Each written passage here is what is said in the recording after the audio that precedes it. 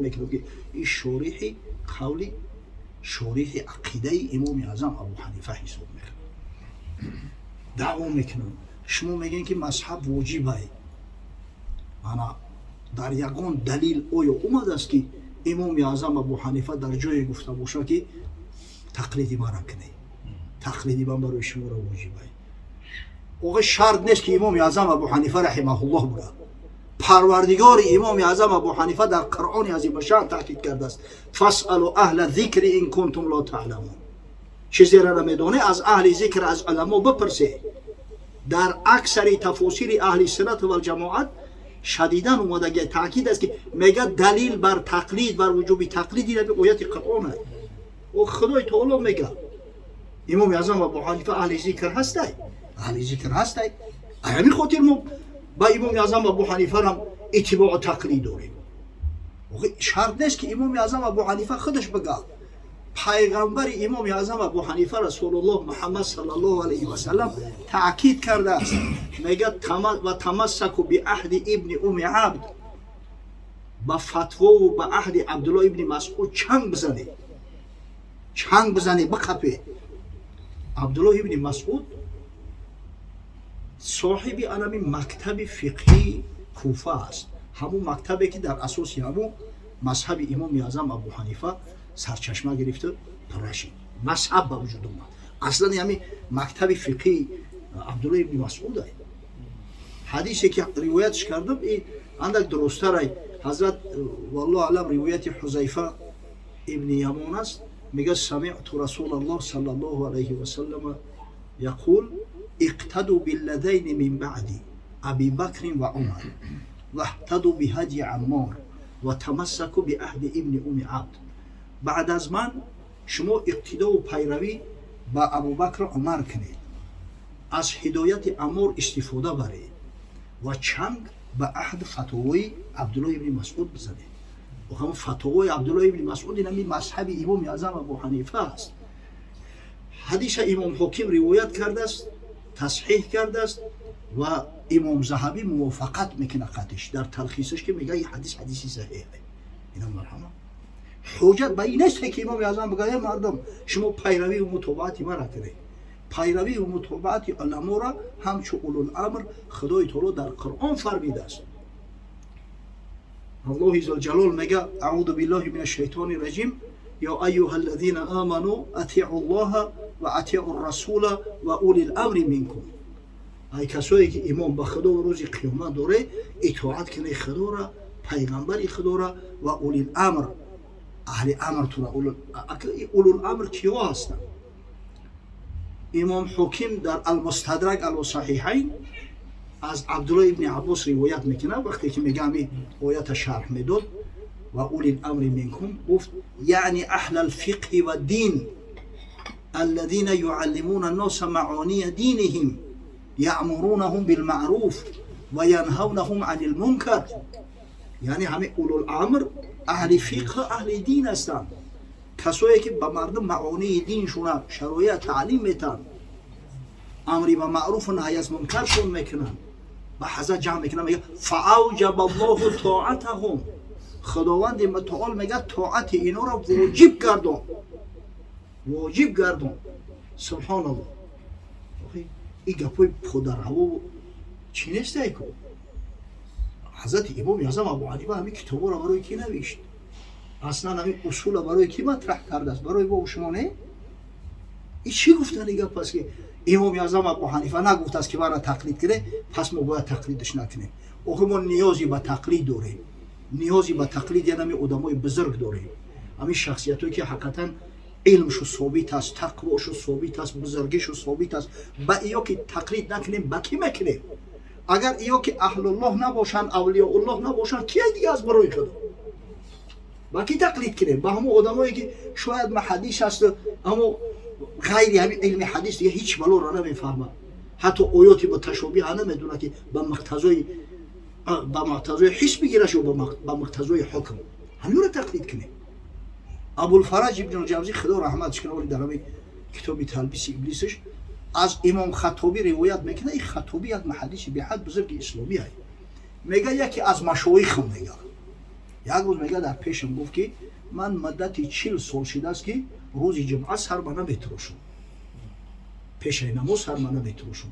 Я гуфтам бас ба хотири чӣ? гуфт наҳо расулуллоҳ саллаллоҳу алайҳи васаллам анил халқи қабла салоти явмал ҷумъа.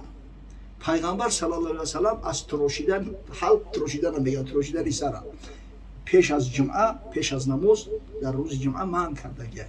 ба мега гуфтам ки ҳазрат ин калима халқ нест, ин калима хилақай ё халақ ҷамъи ҳалқа. яъне пайғамбар саллаллоҳу алайҳи васаллам дар рӯзи ҷумъа аз ҳалқа шиштана, суҳбат кардана, баҳс кардана наҳй кард, ба хотири он ки намоза мардум бихонанд, ба хотири он ки хутбара ки гӯш карданаш воҷибай гӯш кунанд. ин маънош ин несте ки мақсад ана сарта натрошӣ. ман мега одами бисёр муттақӣ буд, ба тақво буд, худо гуфт падару модарта раҳмат кунад, як мушкилии сахта мега ай ман дур кардӣ. охи дар рӯзи ҷумъа, рӯзи ғуслай, дар рӯзи ҷумъа ки натрошӣ сарта дига кай метрошӣ? одатан мардум рӯзи ҷумъа сара метрошанд. ира бубин ба ҳамиё тақлид кунем, ай пишти ҳамиё бирем аз барои худо. ҳамин даҳо бор гуфтам, боз мегӯм, кори ҳар биз нест хирман кӯфтан, гови нар мебояд марди кунад. ҳамин даъво мекунанд мо ҳамун рафтору кирдору ибодати салафи солиҳ дорем. агар медоштанд куҷои гап набуд, аммо мутаассифона калимату ҳаққин урида биҳал ботил. сухани хубай, калимаи салаф, калимаи хубай, лекин ба ӯ ботила мақсад ирода мекунанд. ё як замоне ваҳобишу мегӯяд аз илми ақидаву илми калом огоҳӣ доранд, медонанд ки охи иҷа ягон ихтилоф нестай. маслан ҳамин абу мансури матуридӣ шореҳи фиқҳи акбари имоми аъзам абу ҳанифаай, шореҳи ақидаи имоми аъзам абу ҳанифаай. ва байни ё ягон ихтилоф нестай. байни имом матуридиву имоми аъзам абу ҳанифа ба ривояти 2 нафар, ба ривояти 3 нафар гузаштааст. бо ба ҳамун шогирдои имоми аъзам абу ҳанифа мерасад. имом абу мансури матуридӣ мегӯянд шумо ақидаи матуридӣ даед, шумо ақидаи имоми аъзам абу ҳанифа да нестед. аслан воқеан ақидаи салафи солиҳ, ақидае ки имоми аъзам абу ҳанифаву ҳамин аъимаи аҳли суннат вал ҷамоа дар ӯ буданд, ақидаи тафвиз мегӯяндаш. тафвиз яъне дар оёти муташобеҳ, дар сифоти хабарию муташобеҳи худои таоло, ино ҳамин тафвиз ба сӯи худо мекарданд, ба сӯи худо ҳаволаш мекарданд. аллоҳу аъламу бимуродиҳ. мақсад худои таоло худаш донотарай ки ғарази мақсад чияй. шарҳш намедоданд, тафсирш намекарданд. тафсиру шарҳу таъвили оёти муташобиҳа бидъат медонистанд, ҳамдигар аз ин кор манъ мекарданд. мо ақидаи аҳли тафвиз, ҳамин ақидаи имоми аъзам абу ҳанифаро болои чашму сар мегузорем. ақидаи асосии мо ҳамин аст. вақте ки ақидаи софу беолоишай барои худои таоло макон муқаррар намекунанд ки худованд бар аршаю, дар сари аршаю, фавқи аршаю, барои худои таоло ҳаракату сукуна мақсад ки таъин намекунанд. худои таолоро мақсад ки аз нигоҳи ҳиссӣ ба муқтазои ҳисс болову поён намефуроранд. охи ҳамин ақида ақидаи моай. бале ақидаи имоми аъзам абу ҳанифаи мо дар ин мустақимем, ҷои шак нестай. ақидаи бузургоҳ ҳамиай.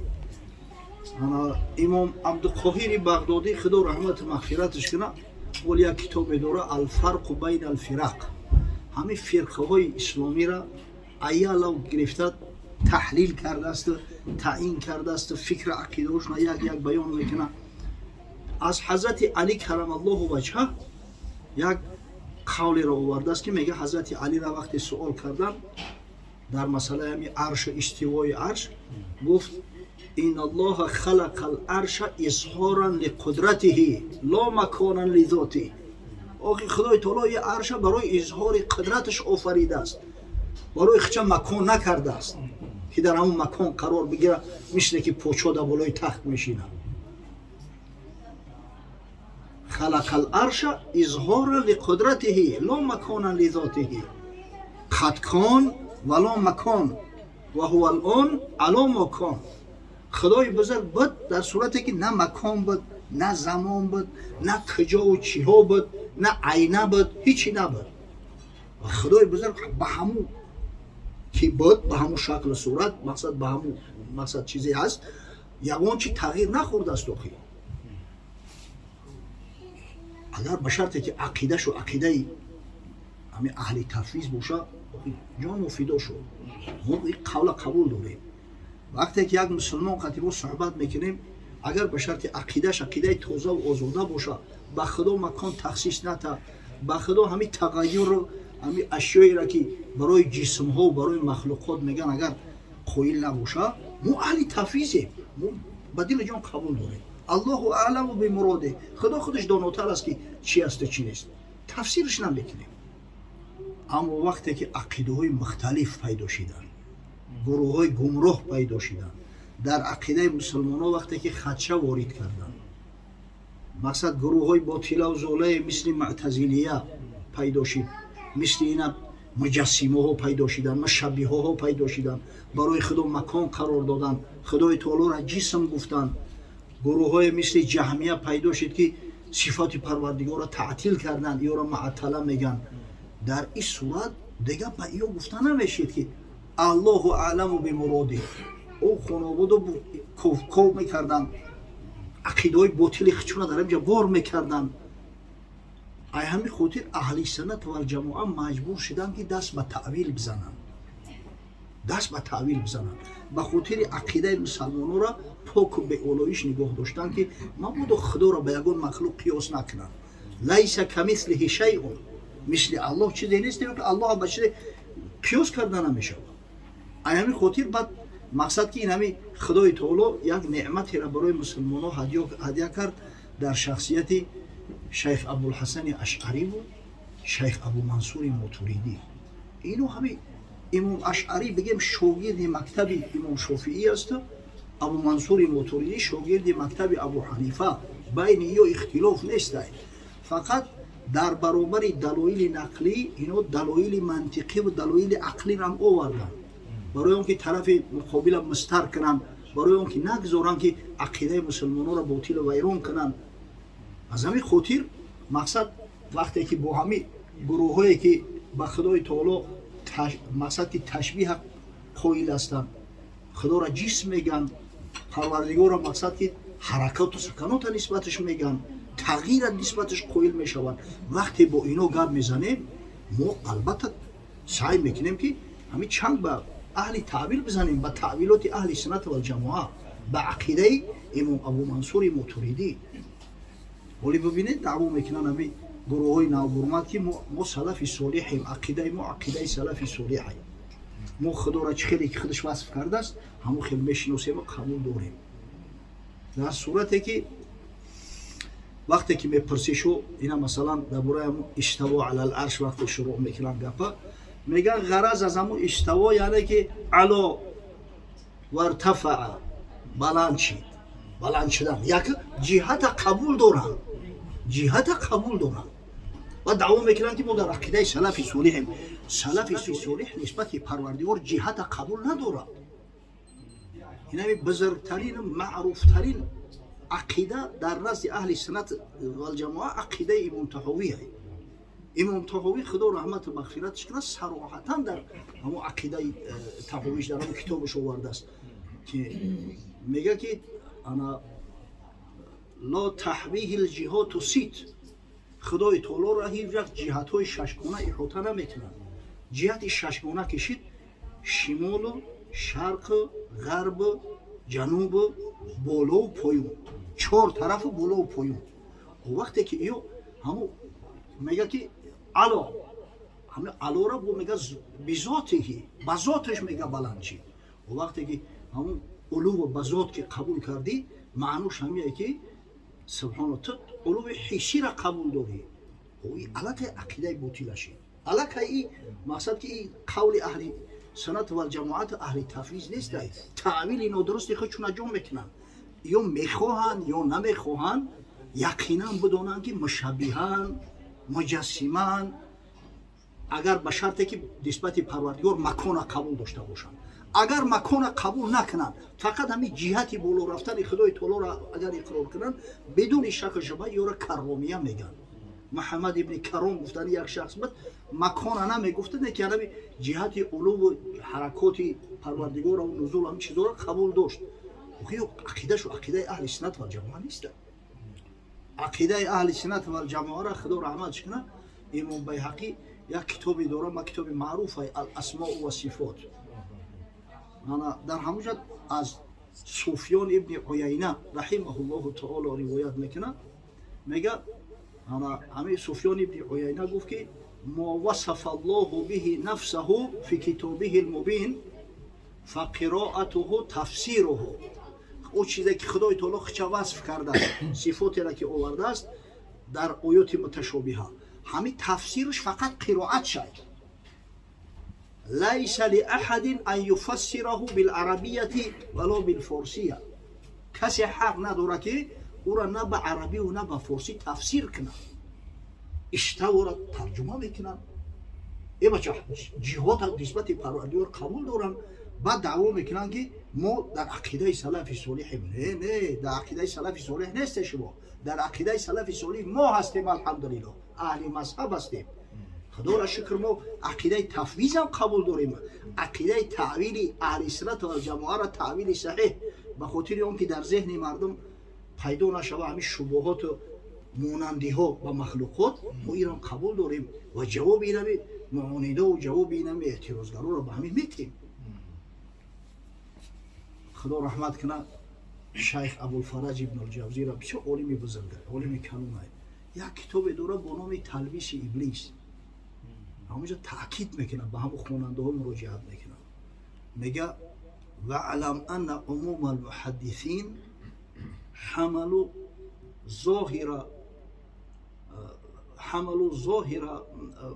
متعلق من صفات الله على مقتضى الحس.